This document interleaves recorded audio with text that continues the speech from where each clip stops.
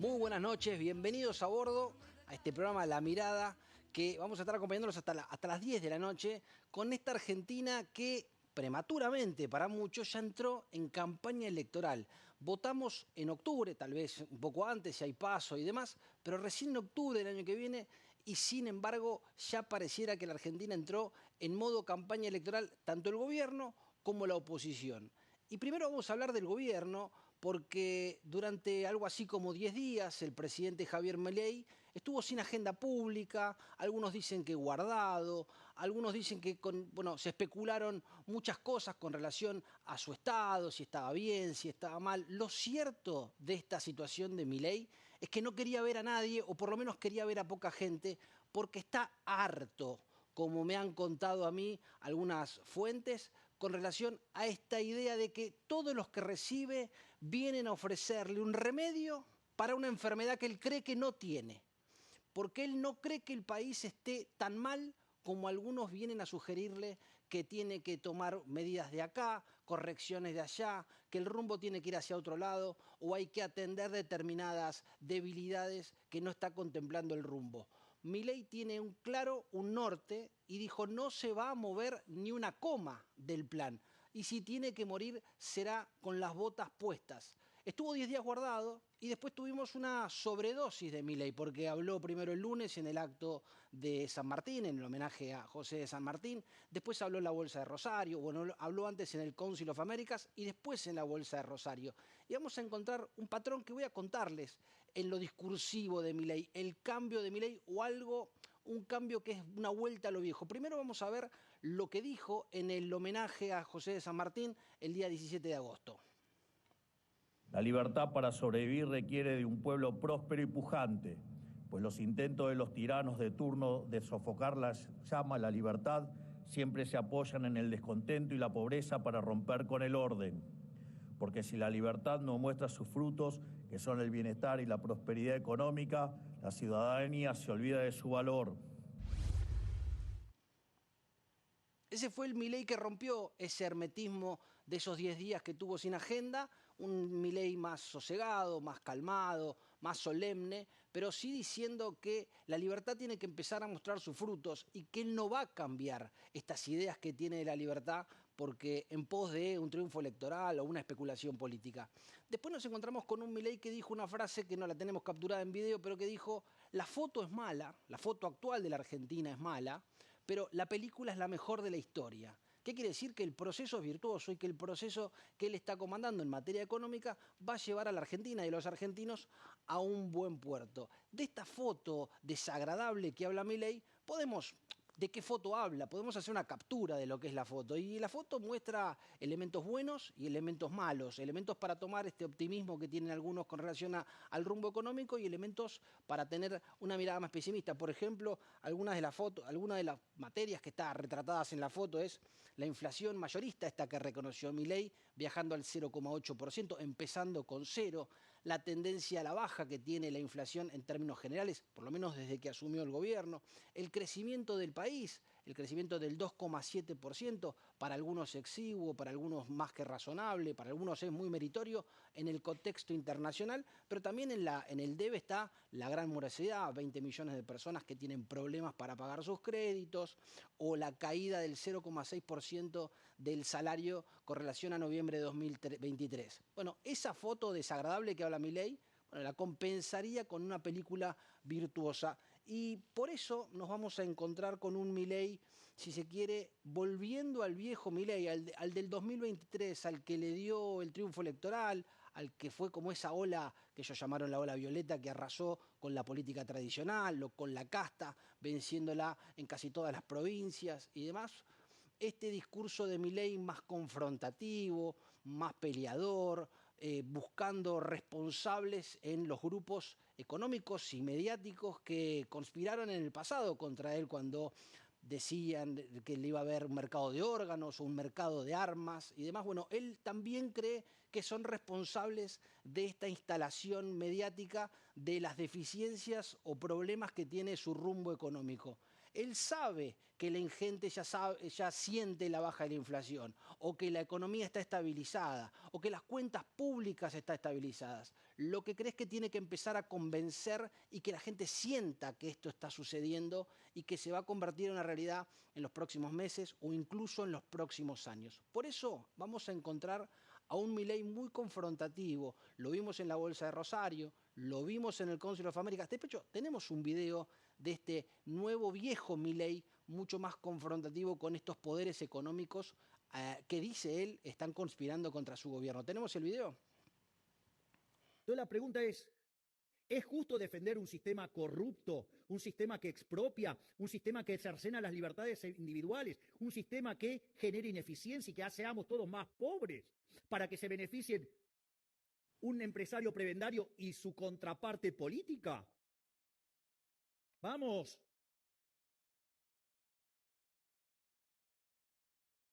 ¿Vamos a seguir con la hipocresía? Digamos, queremos ser grandes, hay que ponerse los pantalones largos y los hijos de putas prebendiarios tienen que quebrar.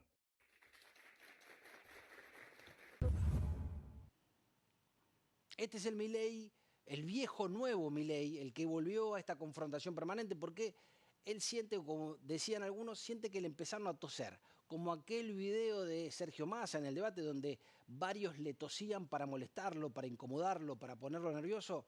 Bueno, estos grupos económicos, mediáticos, a los que este rumbo económico, dice él, los perjudica porque tienen kioscos, porque tienen prebendas, como recién veíamos en el video, bueno, él les habla a ellos, no se va a mover una coma del rumbo económico, no va a atender estos lamentos de muchos de los empresarios y demás que hablan del problema que tiene la Argentina en términos económicos y de la gente que para llegar a fin de mes. Así que no vamos a encontrarnos un Milei, más allá de que genere temor, incluso en el propio Libertarios, que dicen algo hay que corregir. La propia Patricia Bullrich dijo, hay que dar más velocidad a las reformas, hay que dar más velocidad al plan. La gente tiene que sentir un poco más rápido los beneficios de nuestro rumbo económico. Bueno, Milei también le contesta a los propios, a los que tienen dudas, porque dice, este es el rumbo y no se va a mover. Ese pragmatismo que tiene para política parece que se transformó en un dogmatismo en materia económica y empezó a tener este discurso confrontativo que preocupa a muchos adentro de la Libertad Avanza, porque en esta pequeña división, nueva división que empieza a aparecer entre halcones y palomas, bueno, Milei ya se paró de un lado del mostrador y él está con los halcones, por eso respaldó a Federico Sturzenegger, al que la mesa política le había cortado las uñas. Bueno, Milei lo respaldó públicamente y dijo, donde vean que alguien se queja de Sturzenegger es porque hay un kiosco detrás que el ministro desregulador quiere eliminar de la Argentina. Por supuesto, un kiosco que perjudica a la ciudadanía en su conjunto. Y hablamos de Bullrich. Antes, perdón, de todos estos temas voy a hablar con el invitado, un invitado de lujo que tenemos acá, el economista Iván Carrino. Lo vamos a tener en unos minutitos nomás para hablar de esta foto que está hablando Milei, esta foto desagradable, y de la película Venturosa que dice también el presidente que tenemos. Él nos va a explicar si esto están así o dónde están los problemas que el gobierno debiera mirar o tal vez debiera acelerar un poquito más las reformas para tener los beneficios más rápidos. Pero hablábamos de Bullrich y Bullrich se lanzó, si decíamos que la campaña para 2027 está anticipada, bueno, Bullrich está todavía más anticipada porque lanzó su campaña presidencial o su pretensión presidencial post-reelección de Milei. Dijo que una vez que Milei sea reelecta, ella lanza su candidatura a presidente porque es su gran deseo. Le di un reportaje a Clarín, al diario Clarín, tenemos lo que dijo Patricia Bullrich. A ver, si vos me preguntás, ¿tenés una frustración? Sí, fui a la carrera presidencial. Y no pudiste ahí. Y salí como a la selección segunda, ¿no? Estuviste muy cerca de un balotaje que probablemente hubieras ganado. ¿Esa es la frustración? Y después de la reelección del gobierno actual, me largo.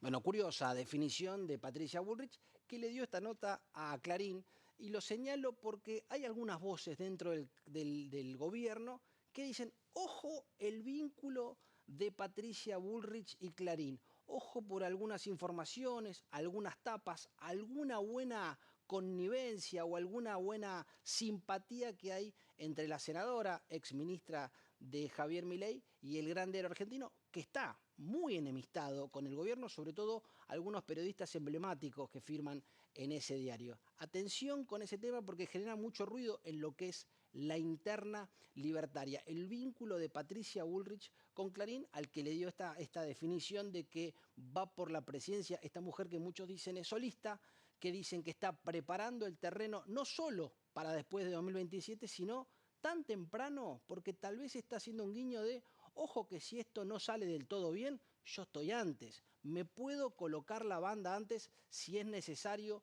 o el programa de Milei empieza a mostrar signos de fatiga, como algunos pretenden o dicen. Atención con Patricia Bullrich, que también ya eligió quiénes van a estar con ella en este eventual plan de la elección 2031. Y eligió no solo a su compañero de truco, a su compañero de, tal vez, de camino, porque habló de Santiago Caputo. ¿A qué miembro del gabinete elegirías para jugar al truco? ¿Para el truco o Santi Caputo? ¿Santi Caputo? Sí. ¿Directamente? Sí. Está muy bien. Muy bien. Pensé que capaz que era Toto, no sabía si... No, Santi. Para el truco, me está diciendo. Para el truco, Santi. Sí. Está bien. ¿Con quién te irías de vacaciones si tuvieras que elegir uno de ese grupo de la mesa política, por ejemplo? ¿De la mesa política? Sí. Con Santilli. Bueno, ahí tenemos la definición. Sobre todo nos interesaba la de Santiago Caputo, hombre que coordina, maneja la fuerza del cielo, un espacio que tal vez algunos dicen se alejó o tomó cierta distancia del gobierno de Milei, y Patricia Bullrich, algunos dicen también de manera astuta, bueno, no solo dice mi compañero, el que va a estar conmigo, el que va a armar, es Santiago Caputo, sino que también es un tiro por elevación a tal vez la Fuerza del Cielo o el grupo de jóvenes que fueron tan importantes en la nominación y la elección de Javier Milei en 2023. Cerramos el capítulo político y abrimos ahora sí el capítulo económico con nuestro invitado, un lujo, Iván Carrino, muchas gracias por estar acá. Hola Javier, ¿cómo estás? ¿Cómo te va? Esto que yo decía de esta frase de Milei de la foto es horrible, pero la película va a ser la mejor de la historia. ¿Está diciendo el famoso estamos mal pero vamos bien? Bueno, es un sinónimo, ¿no? Casi.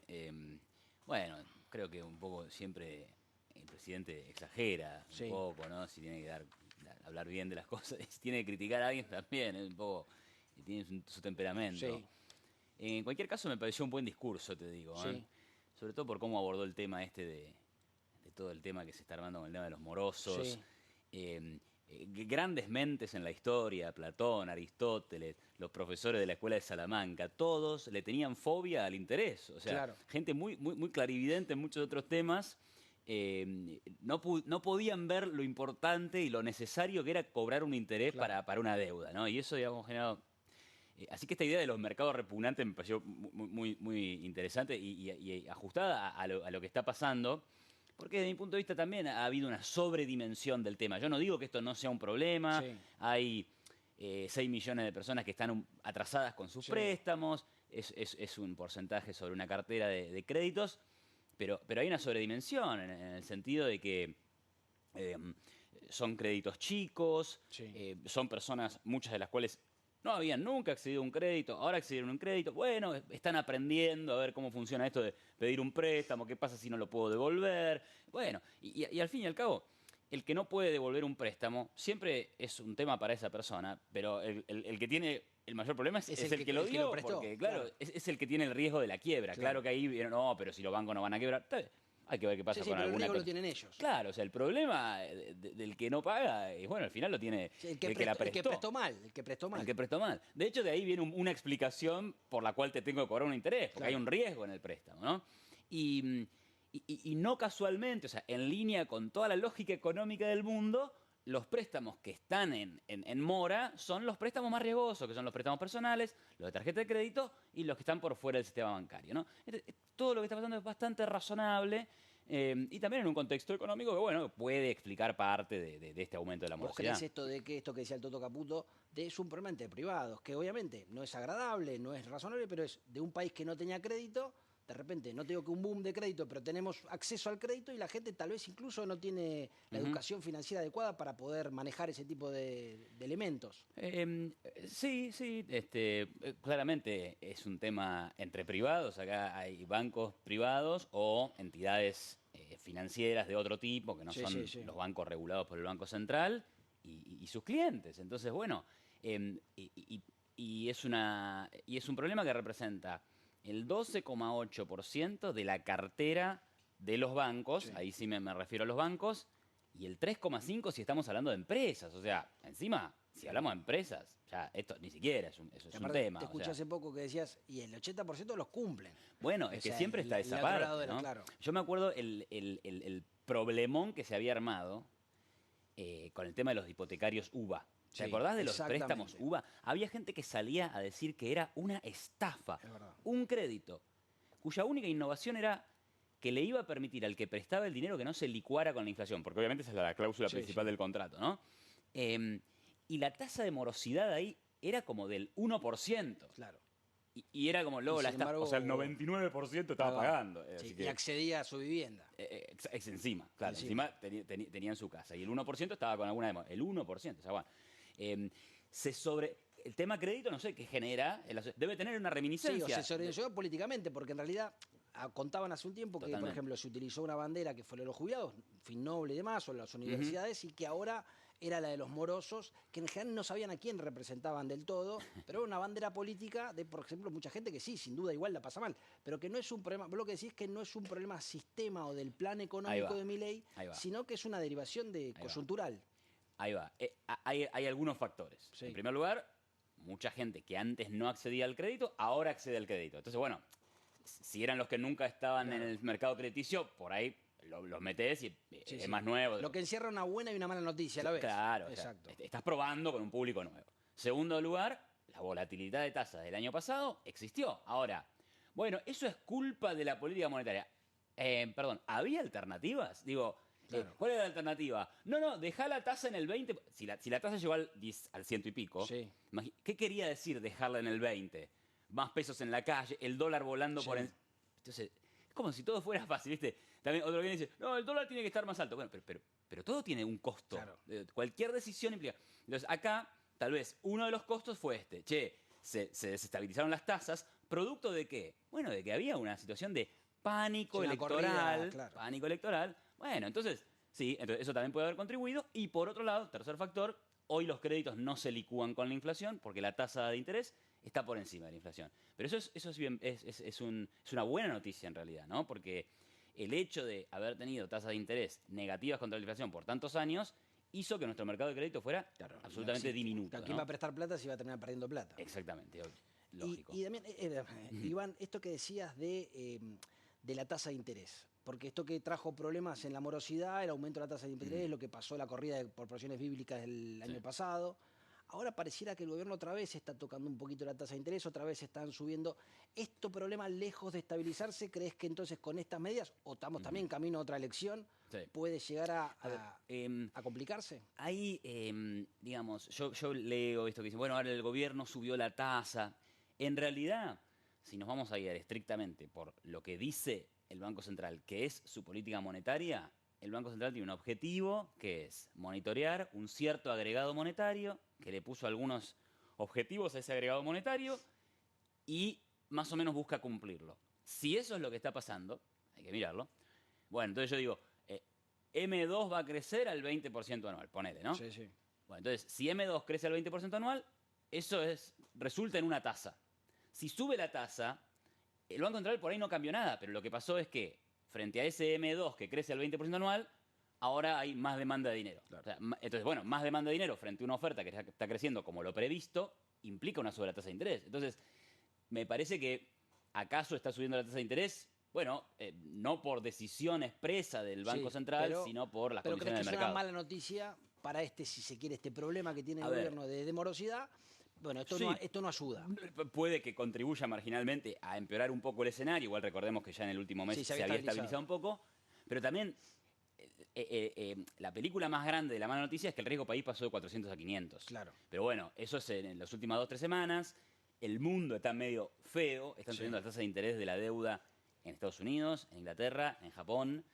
Entonces, no te puedes aislar de eso y me parece que tiene más que ver con eso que con una decisión expresa de que hay que controlar el dólar y esas cosas, ¿no? Y esa lectura que hace algunos de esta suba de riesgo país o este tema que está viendo con los mercados argentinos de las últimas 2 semanas, que dicen, che, se está adelantando el riesgo electoral, se está adelantando demasiado. ¿Vos crees que es más una coyuntura internacional Como a si- que haya algunos que creen que hay síntomas de agotamiento o demás? Bueno, cuando son los desarrollos así tan recientes, habría que esperar. ver, no descarto ninguna alternativa, pero si fuera un tema electoral, me parece que estamos demasiado antes Demasiado. de las elecciones como para que empiece a haber un problema Y no ves ahora. ninguna señal, en términos de tu materia, de la economía, no ves ninguna señal que te llame la atención, que digas, a ver, por esto es un talón de Aquiles que está empezando a tener ruido. Eso en su momento, en el gobierno de Macri, cuando empezó todo este ruido preelectoral, bueno, tenía un déficit muy importante, tenía como varios talones de Aquiles. ¿Vos a este, Claro, a este claro. programa le ves algún... Bueno, claro que uno,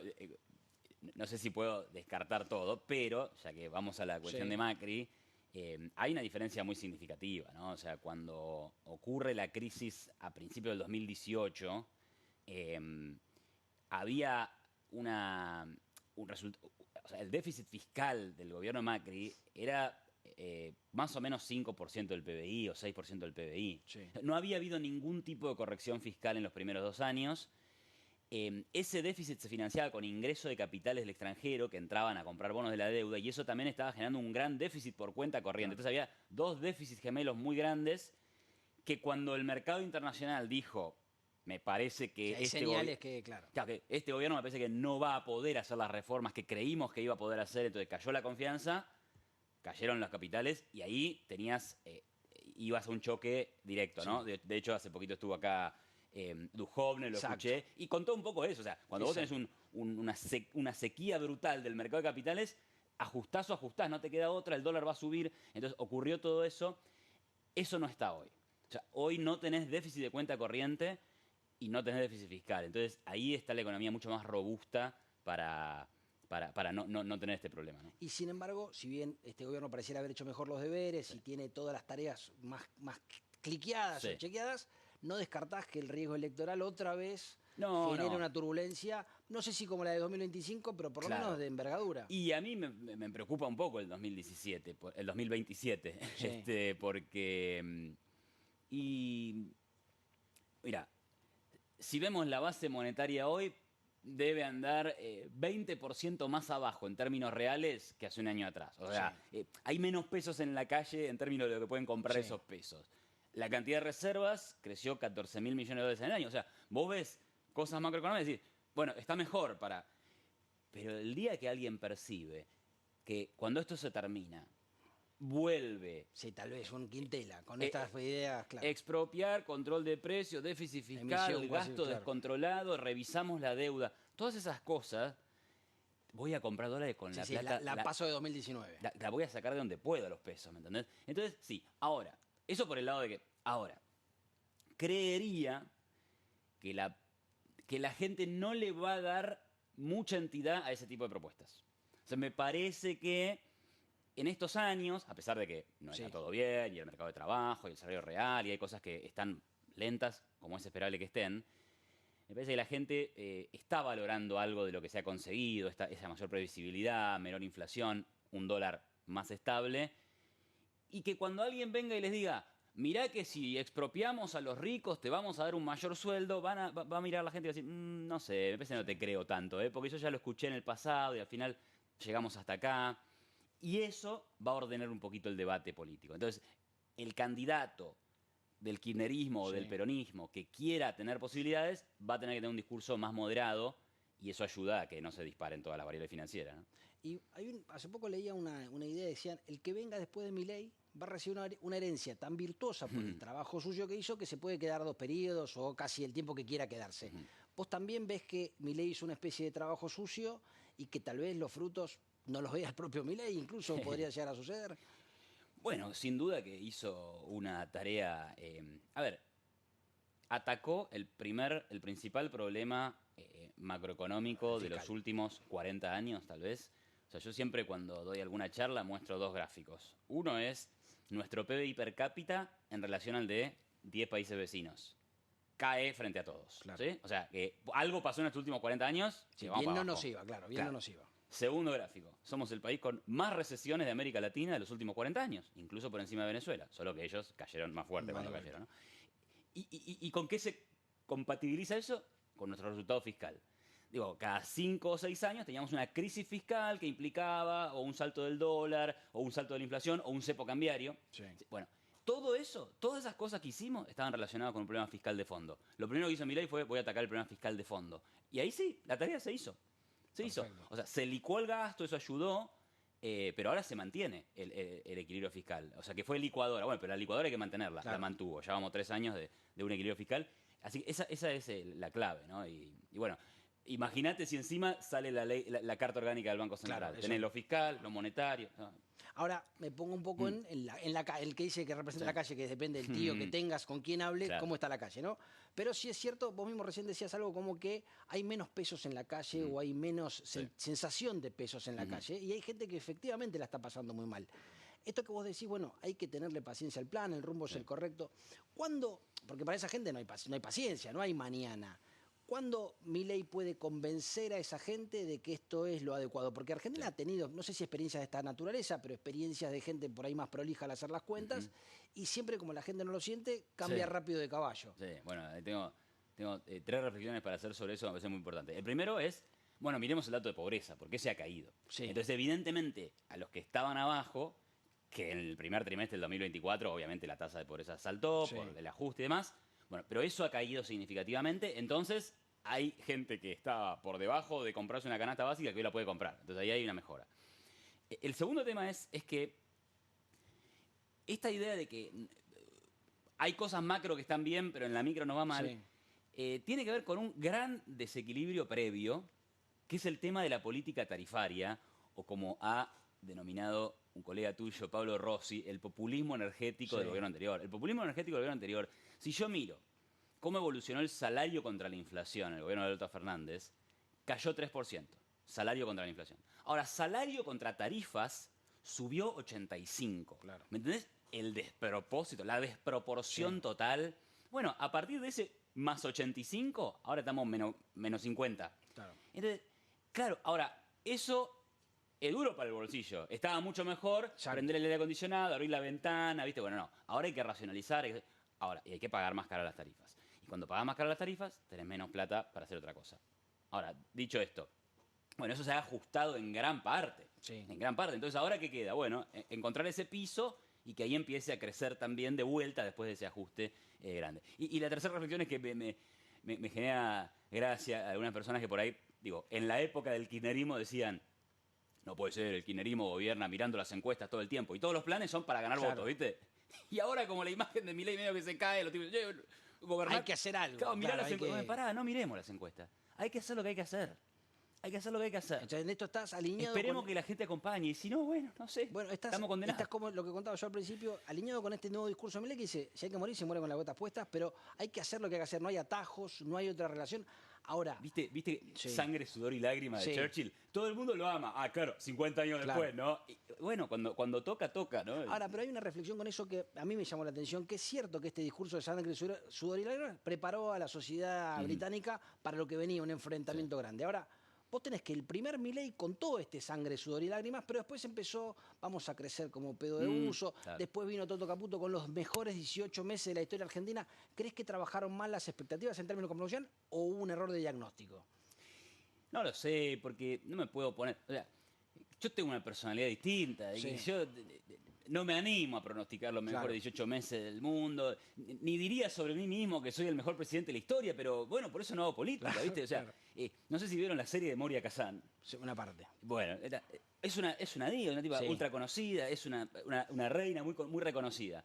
En parte porque ella lo decía, porque ella se podía vender. Bueno, son personalidades... Bueno, tal vez Toto Caputo quiso hacer eso, quiso eso para generar la profecía autocumplida. Claro, y por ahí la genera. Claro. Habrá que verlo 18 meses cuando miremos para atrás, porque a ver, tampoco es que te comparás con una base muy extraordinaria, Sí, ¿no? es cierto. O sea, si crecemos 3 años seguidos y la inflación baja 3 años seguidos, creo que estamos en los mejores años de la mala historia de la Argentina. Sí. Entonces, claro, te dice, son los mejores 18 meses, y vos al otro día querés juzgar esa frase. Bueno, no sé, dejemos que pasen 18 meses, a ver qué pasa. La historia nuestra es muy mala, o sea que la base de comparación es baja. Sí, así claro. que con... La línea de tiempo puede llegar Por a ser... eso, con un par de años de baja de la inflación y un PBI que crece más de 2 años seguidos, ya es toda una proeza. Así que bueno. Iván, te quiero mostrar una placa que tenemos de la inflación mayorista, que la tenemos en el vocabulario porque el Milei se agarró de esta inflación mayorista, primero para explicar, hace muchos meses explicaba que era muy buena, que él la usaba como guía, después dio muy mal, un mes que dio muy mal, la sacaron del vocabulario y ahora la volvieron a incluir porque dio 0,8, esa cosa que iba a empezar con 0. Pero ahí tenemos el 5,2 lo habían dejado de usar como referencia. ¿Me explicás esta inflación mayorista? ¿Es importante? ¿No tiene ningún sentido? ¿Es como una guía o no tiene nada? Yo nunca la vi como un anticipo de la inflación minorista. Como se ve ahí, es bastante más volátil que la inflación minorista. Está asociada a precios que tienen que ver con la energía tipo el precio del petróleo, el precio de los combustibles, suelen ser cosas más volátiles. Así que, nada, eventualmente le calzó bien el discurso que empezaba con 0, pero podría haber empezado con 2 también y no. Empezado con 2. Claro. Así que, sí, no, le quitaría importancia al dato de inflación mayorista, no lo veo mucho. Cuando la gente habla de combatir la inflación y de los procesos exitosos de baja de la inflación en nuestros países, estamos hablando siempre de la inflación de los precios al consumidor. Así que está bien, vamos a ver cómo sigue. Por ahí en 3 meses tenés un salto de la mayorista y no tenés un salto de la minorista, o sea que no nos preocupemos mucho por eso. ¿Y el camino de la inflación lo seguís viendo, por lo menos pareciera que va a seguir decreciendo? Sí, creo que las proyecciones de casi todos dan que la inflación va a bajar. En mi caso también, yo veo que se ha corregido el déficit fiscal, veo que el dólar se ha comportado con bastante tranquilidad, a pesar de todas las compras que hizo el Banco Central, y que la política monetaria, o sea, cuando uno ve los agregados monetarios, crecen mucho menos de lo que crecieron en los últimos 6 años. Yo miro eso y digo, esto me parece bueno para la inflación futura. Me gustaría ver igual los próximos 2 meses. Si no hay mejoras significativas, creo que el Banco Central debería hacer un nuevo anuncio, ser un poquito más contundente, porque bueno... Porque te mantenés siempre en esa zona de los 2 que no podés romper. O sea, la inflación bajó mucho desde el 200 y pico por ciento, sí. Pero está medio estancada en los últimos 18 meses, más o menos. Entonces, si en los próximos 2 meses yo no veo inflaciones por debajo de 2, diría ahí, por ahí ya está demasiado empantanado este tema. Habría que atacarlo de vuelta, ¿no? Pero al gobierno lo veo como con las herramientas que tiene que manejar. Digamos. No está con cosas raras, ni se va a desviar mucho del rumbo. Y cuando vos tenés lo fiscal, lo monetario y lo cambiario más o menos en línea, tarde o temprano la inflación baja. Y te hago la última, Iván, para cerrar, que tiene que ver con esto de que obviamente no se puede hacer futurología con lo que va a pasar, pero según los números, lo que vos analizás, los datos y demás, ¿qué te hace ruido o qué mirás que decís, a ver, por acá hay un ruidito, como sea, históricamente era si el gobierno argentino, más allá del Milei, si iba a poder pagar sus deudas, si iba a poder bajar la inflación, si iba a poder hacer ajuste fiscal? Bueno, hay cosas que ya logró el gobierno de Milei, pero ¿qué seguís mirando que decís, esto... Bueno, cosas que no ha logrado. Recuerdo que se mandaron un proyecto para privatizar 40 empresas, se privatizaron 2. Los grandes proyectos desreguladores, se han hecho cosas. La ley laboral sigue siendo sigue siendo una traba para y de hecho yo explicaría el lento crecimiento que Argentina está teniendo este año, que probablemente termine teniendo, por ahí el año que viene también crecemos muy poquito. Ese lento crecimiento también tiene que ver con que la economía necesita reasignar. Las restricciones que tenés. Claro, necesita, por ejemplo, sacar gente de la industria textil para pasarla a, no sé, el software o la minería, por decirlo. Bueno, eso cuesta porque tenemos mercados laborales que a pesar de la reforma laboral siguen haciendo difícil esa transición, perdón. Entonces, bueno, ahora, ¿eso es culpa del gobierno o es a pesar de los deseos del gobierno? Entonces, en ese sentido... Sí, claro, que siempre va a faltar algo cosas por que hacer, ¿no? Una sociedad que todavía está en esta batalla cultural, ¿no? Que algunos dicen que todavía... Para cerrar, ¿crees que esto está en parteaguas lo del año que viene? En definitivamente Argentina encara un rumbo hacia un lugar determinado, ¿correcto o incorrecto? Decir, ¿o realmente volvemos a una historia cíclica de historias para un lado y para el otro? Sería muy bueno si vemos números electorales que en su mayoría respaldan una idea, no es Milei, respaldan una idea de sensatez fiscal, creer en el capitalismo, en la propiedad privada, en la estabilidad macroeconómica. Creo que es un paso muy importante para el futuro a largo plazo de la Argentina. ¿Sí? Iván, muchísimas gracias por haber estado, muy claro todo. Te dejamos la lapicera de la casa. Javier, los amigos de la casa de antes de irme, mi viejo era muy seguidor de este programa, por tu viejo también, sí. Lo hemos visto juntos, así que, y hoy los dos deben estar por ahí mirándonos ahí ojalá, donde quiera que seguramente, estemos, ojalá que les haya gustado el reportaje. Ojalá. Para mí un Muchísimas gusto gracias. que me hayas invitado. Muchas gracias por estar acá, un placer. Y bueno, los espero en 5 minutos con algunas novedades más.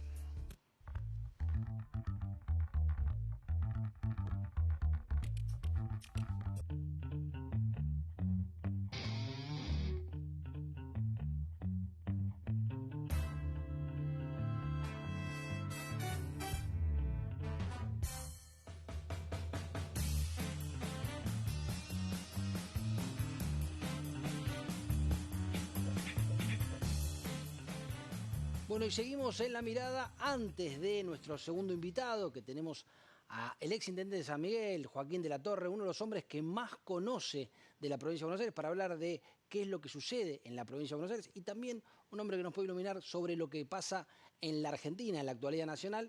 Vamos a hablar de una novedad que inquieta o pone muy nervioso a aquellos que tienen pretensión de eternidad en la República Argentina, porque conocen a Gildo Infran, el gobernador de Formosa, aquel que llegó al poder ejecutivo de Formosa en el año 1987, si bien llegó como vicegobernador y después fue gobernador, ya desde esa época maneja los destinos de la provincia del norte argentino. Tenemos 39 años de Gildo Infran al poder, al frente de Formosa, del 87 al 95 vicegobernador, 95 al 2026 gobernador, y ahora vamos a contar la discusión que está sobre esta pretendida eternidad de Gildo, porque para tomar dimensión de estos 39 años, ¿qué es lo que había en el mundo y lo que no había en el mundo cuando Gildo Infran llegó al Poder Ejecutivo? Hicimos una plaquita con relación a qué cosas existían, qué cosas no existían en el mundo cuando Gildo Infran llegó al Poder de Formosa. ¿Tenemos ahí la placa? La de las cosas que existían, ahí lo tenemos. Cuando Gildo Infran llegó al poder, el presidente argentino era Alfonsín, gobernaba Menem en La Rioja, el muro de Berlín seguía en pie, Argentina tenía como moneda el austral y la convertibilidad, por supuesto, aún no existía, porque si nuestra moneda es el austral, pero hay algunas cosas un poco incluso más simpáticas de lo que existía cuando Gildo Infran llega al poder en Formosa. No existía la reelección presidencial. Lionel Messi tenía apenas 5 meses, no existía Google, ni siquiera las redes sociales, era todo lejísimos. Y, por ejemplo, no se había estrenado ningún capítulo de Los Simpsons. Eso es para que tengamos una dimensión del tiempo que transcurrió Gildo Infran como gobernador de Formosa. Y no conforme con ese tiempo tan largo como gobernador, reformó la Constitución porque, claro, y una picardía, ya la había reformado en el año 99 para permitir la reelección indefinida, que le permitió estar todo este tiempo. Pero después la Corte Suprema le puso un freno, dijo, es inconstitucional estas reelecciones indefinidas. ¿Y qué hizo Gildo Infran ante ese fallo de la Corte Suprema? Reformó nuevamente la Constitución y dijo que en Formosa se permiten solo 2 periodos presidenciales. Pero ¿cuál es la picardía que hizo Gildo en Formosa? Dijo que en esta nueva reforma constitucional su primer periodo era el de la reforma, con lo cual tenía el periodo actual y el año que viene podía ser reelecto porque era su segundo periodo después de la reforma constitucional.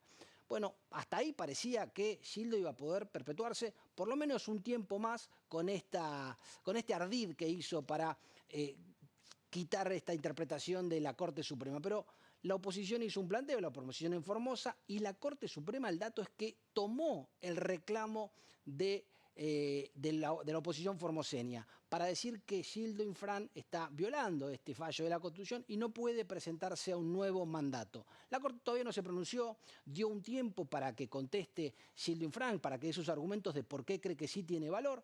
El procurador va a dar su opinión alrededor dentro de 60 días o un poco más. Lo cierto es que la Corte Suprema, dentro de 2 meses, va a tener en su poder la posibilidad de decir si Infran puede o si Infran no puede presentarse en las elecciones del año que viene para un nuevo mandato en Formosa. ¿Y por qué es importante el fallo de la Corte? Porque del fallo de la Corte tal vez dependa o no sea solo un problema formoseño, porque están mirando también muchos intendentes de la provincia de Buenos Aires con una pretensión similar a reformar a través del Consejo Deliberante o a través del propio Tribunal Superior de la provincia de Buenos Aires esta limitación que tienen hasta el momento de poder presentarse a un nuevo mandato. Veremos lo que pasa, pero un tema a tener en cuenta. Y quedándonos con el peronismo, vamos a hablar muy cortito, antes del invitado, de lo que fue Kicillof, porque Kicillof ya decidió que quiere ser candidato, si bien obviamente no se lanzó formalmente, falta un tiempo, pero empezó a armar su espacio, este movimiento al futuro, el que dijo que iba a tener nuevas melodías, componer nuevas melodías, que el peronismo necesitaba componer nuevas canciones. Bueno, cantó una canción en el cierre del acto de la juventud de su nuevo espacio político Movimiento al Futuro. ¿Y qué canciones cantó? Fíjense qué canción cantó.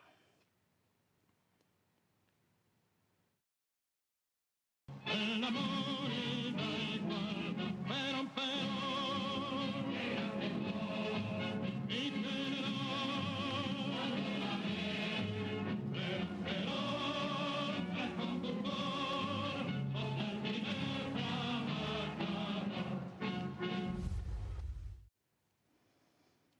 Bueno, parece que las nuevas canciones siguen siendo peronistas, pero no son kirchneristas. O por lo menos esa es la lectura que hicieron tanto Cristina como Máximo sobre estos lanzamientos de Axel Kicillof. Ni Cristina ni Máximo quieren que Axel Kicillof sea el candidato, a pesar de cómo den las encuestas o si es el candidato peronista que hoy mejor mide. Querían que sea Massa. Quisieron instalarlo, volvió, recorrió, habló con gobernadores y demás.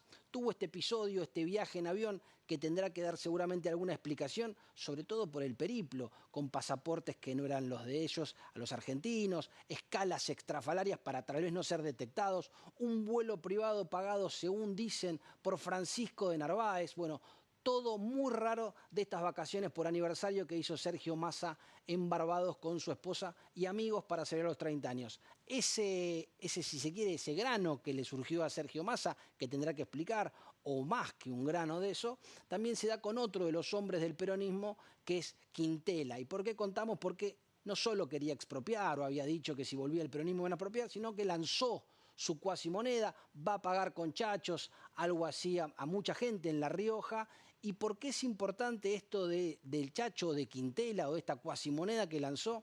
Porque el gobierno está viendo una gran oportunidad en eso.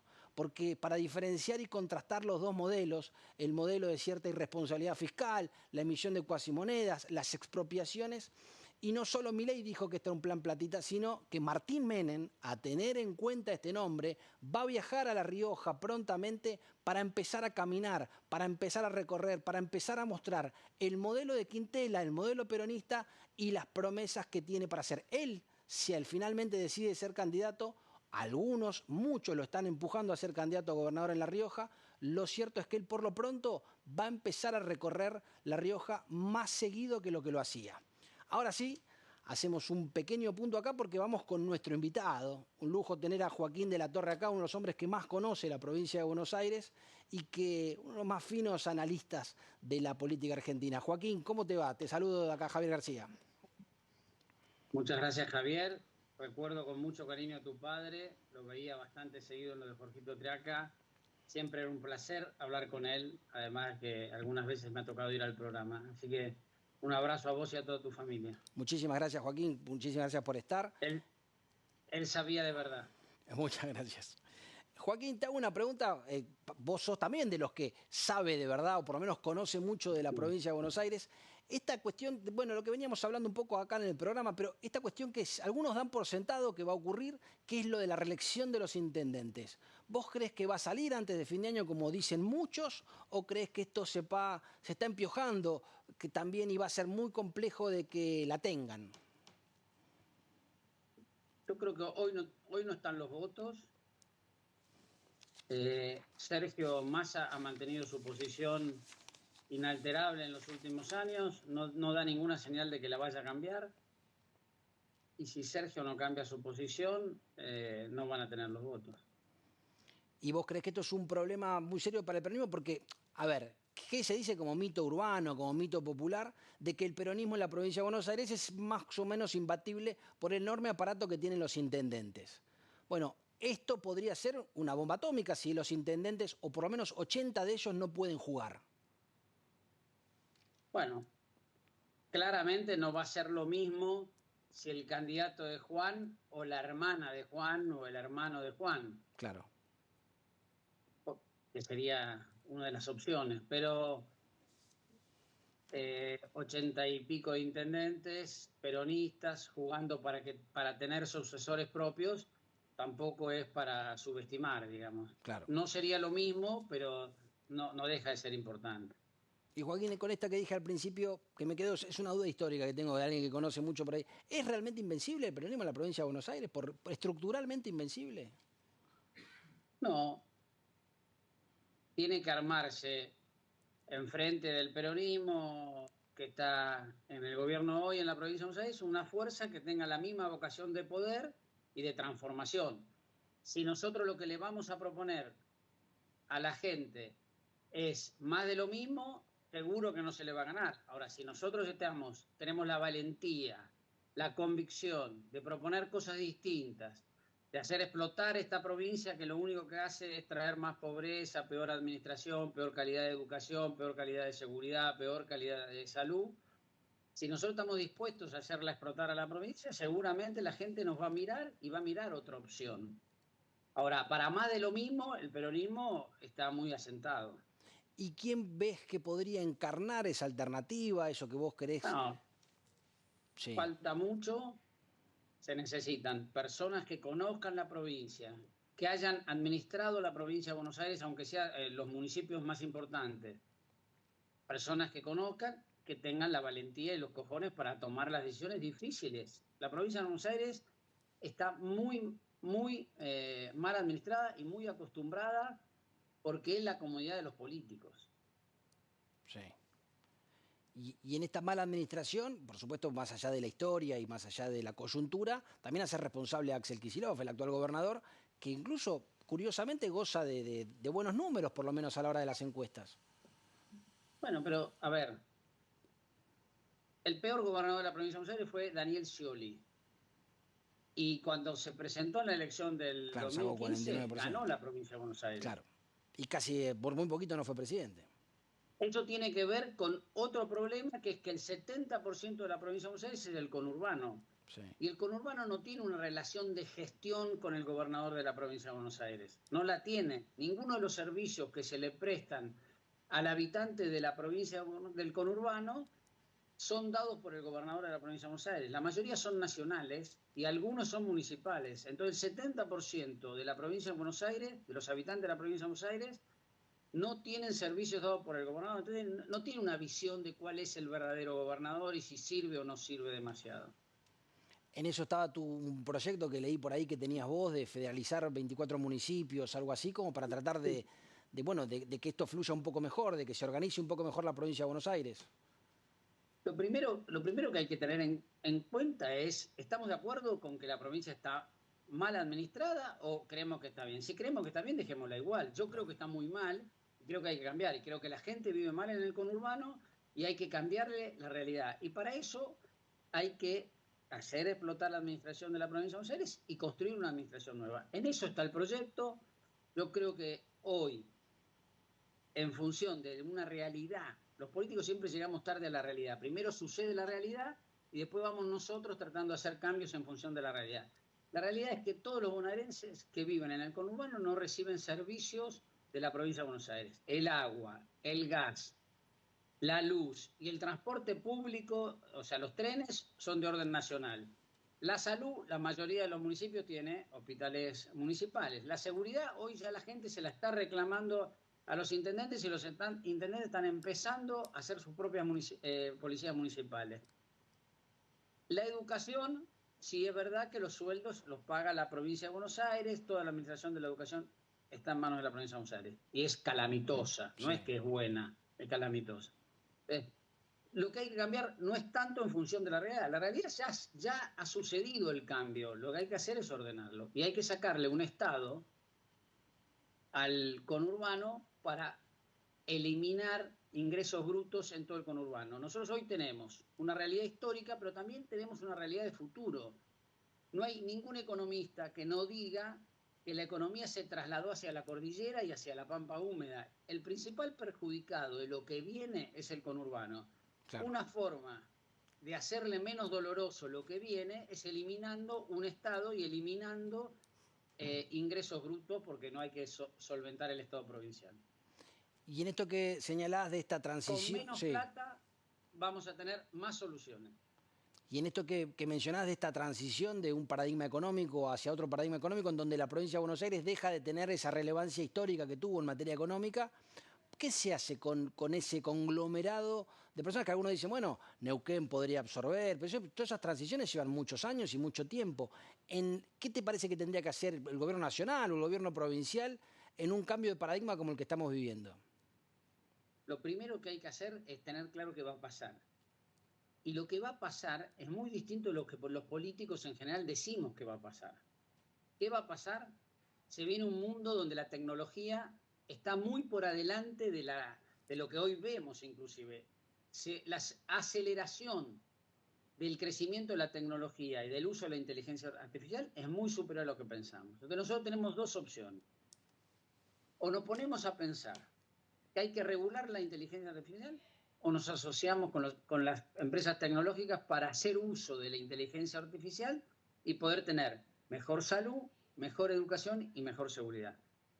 Eso hoy en el mundo ya está en vigencia. Lo que nosotros no tenemos derecho es a atrasar a las personas que viven en nuestro territorio. Por lo tanto, si vos me preguntás a mí qué hay que hacer, hay que asociarse con las empresas tecnológicas, porque ellas necesitan de la Argentina un montón de riqueza que la Argentina tiene y nosotros necesitamos de ella el conocimiento científico para que nuestros chicos estén más capacitados el día de mañana, para que nuestros viejos, nuestros mayores, estén con mejor salud el día de mañana y todos estemos más seguros.